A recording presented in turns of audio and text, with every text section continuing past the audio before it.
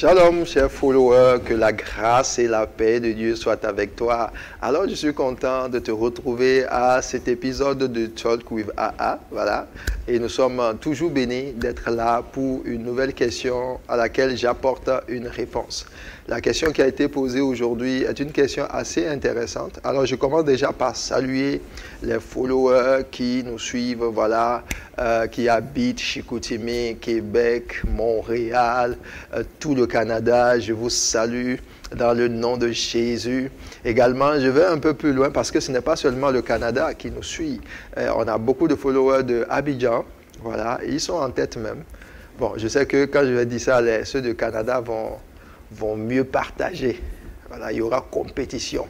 Alors, je salue également tous ceux qui sont à Abidjan, en Côte d'Ivoire, au Congo, au Bénin, en France, etc. et partout où ce talk arrive. Alors, la question d'aujourd'hui, c'est une question assez fondamentale. Voici une sœur, voilà, qui a fait un cheminement et s'est retrouvée à marier quelqu'un qu'elle ne devait pas. Il se trouve qu'elle a des difficultés parce que elle a été d'une certaine façon trompée. Là, je vais m'adresser d'abord à tous ceux qui veulent se marier, ou qui se sont mariés, se sont retrouvés dans cette situation. Dans le livre de Ésaïe 30, 21, il dit ceci: « Tes oreilles entendront derrière toi la voix qui dira, voici le chemin, marchez-y, car vous irez à droite ou vous irez à gauche. » Alors, ce passage de Ésaïe nous montre que Dieu, quand tu appartiens à Dieu, Dieu te donne des orientations, il te donne des directives. Si tu t'es retrouvé dans une relation qui aboutit à, d'une certaine façon, c'est comme du faux. C'est parce que Dieu t'a parlé, mais tu n'as pas su discerner. La Bible dit dans le livre de Job que Dieu parle tantôt d'une manière, tantôt d'une autre, mais on n'y prend point garde. Il a été possible que, en fait, ton cœur n'a pas prêté attention à ce que Dieu a voulu te dire. Sinon, tout ce qui est faux, Dieu le révèle. Et lorsque Dieu te parle, tu n'as pas été capable de saisir son message, ça peut te conduire dans de telles situations. Et ça fait le manque d'écoute, d'attention vis-à-vis de ce que Dieu nous dit.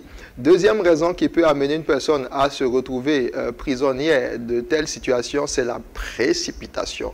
Voilà, nous sommes dans une génération où les gens tellement se précipitent, ils ne prennent pas le temps. Or, le temps éprouve la nature des choses. Une personne peut avoir été hypocrite, mais il y a des signes, il y a des symptômes qui ne vont pas être cachés sur le long terme. Voilà, donc quand tu te précipites dans des relations, tu n'as pas le temps de véritablement voir et savoir avec qui est-ce que tu chemines. Est-ce que la personne a de véritables valeurs ou c'est parce que c'est des valeurs qui sont empruntées. Donc je te conseille, je te recommande d'être patient. Sonde les relations, ne te précipite pas dans ce que tu ne maîtrises pas. La Bible dit que nous devons choisir des chemins qui sont sûrs, des chemins qui sont balisés. Une autre chose qui conduit les gens à se retrouver prisonniers de telles situations, c'est la convoitise, c'est le fait de voir d'autres personnes faire, et c'est aussi lié à la précipitation. Il y a également le fait de chercher à voir les choses que Dieu n'a pas choisies pour toi. Voilà, Dieu n'a pas voulu pour toi. Dieu peut te dire, ce n'est pas encore le moment. Et quand Dieu te dit, ce n'est pas le moment, il faut que tu attendes. Alors, quelle que soit la façon dont tu t'es retrouvé dans une situation pareille, il y a une façon d'en sortir. Le lien du mariage en lui-même est un lien puissant. Le lien du mariage est un lien puissant. Il y a des critères, des conditions dans lesquelles tu peux sortir, tu peux quitter un mariage.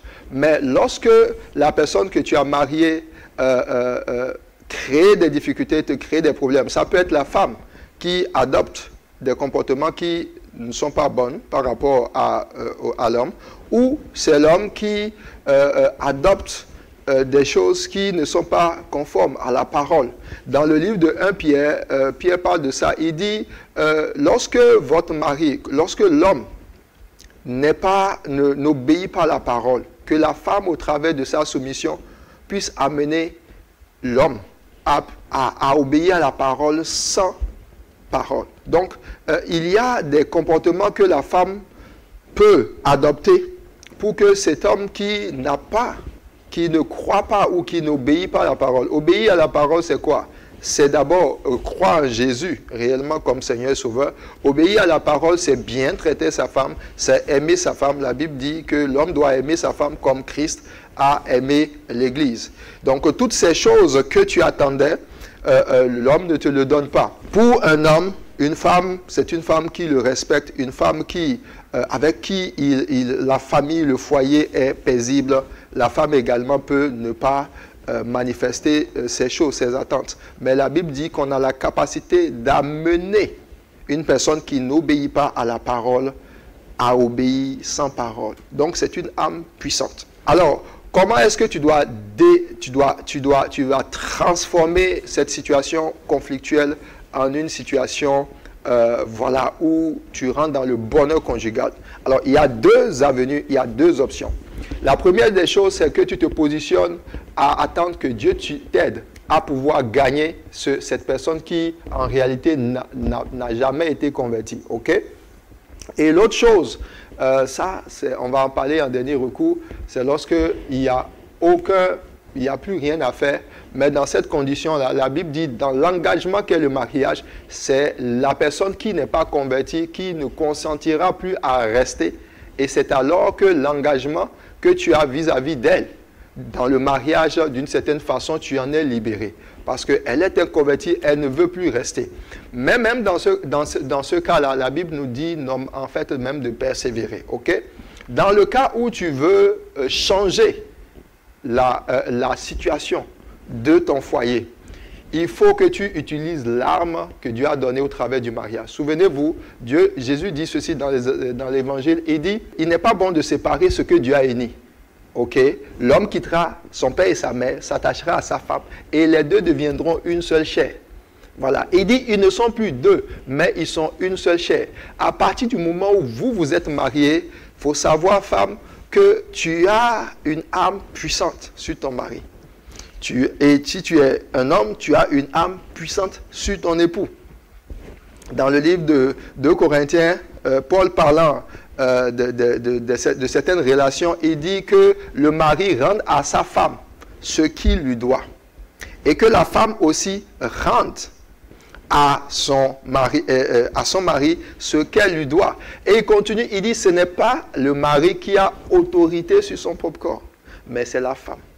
Et il continue, il dit, ce n'est pas la femme qui a autorité sur son corps, c'est le mari. Et le mot autorité qui est utilisé, en fait, c'est le mot exousiao, qui fait allusion à la capacité de pouvoir prendre des décrets. De pouvoir amener quelque chose sous son pouvoir. Sous son pouvoir. Alors, de façon générale, quand je te parle des envoûtements, ça te fait allusion à quoi? C'est quelqu'un qui déjà, va quelque part et puis à partir d'un point de contact, il a la capacité de téléguider une personne. Il a la capacité de l'amener à faire ce qu'il veut. Alors si dans le négatif, ces choses ont un pouvoir et sont capables d'amener une personne au-delà même de sa volonté à prendre une direction, Dieu a donné dans le mariage, non pas dans le côté négatif, mais la capacité en fait d'influencer l'autre.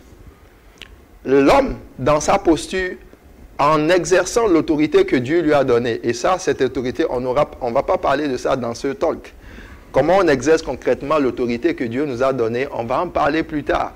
Mais je veux juste te dire que, au travers de l'autorité que Dieu t'a donnée par l'alliance du mariage, ce mariage n'est pas perdu. Tu peux le recouvrer. Tu peux voir le changement de cet homme. Il est païen, il est inconverti, tu as la capacité de l'amener à la foi. Il est converti, mais il est difficile de caractère, il te traite, il te mène la vie dure, tu as la capacité de l'amener en un lion, tu peux l'amener en un agneau. Il y a juste une certaine façon d'utiliser le pouvoir de l'alliance que tu as, cette alliance qui fait de vous une seule chair et de voir des changements concrets venir dans ta vie. Alors que Dieu te bénisse, que la grâce de Dieu soit avec toi. Et n'hésite pas à me laisser tes commentaires. Si tu veux que j'approfondisse le talk, ça dépendra de tes commentaires et de tes questions. Tu es béni dans le nom puissant de Jésus-Christ. Amen. Shalom.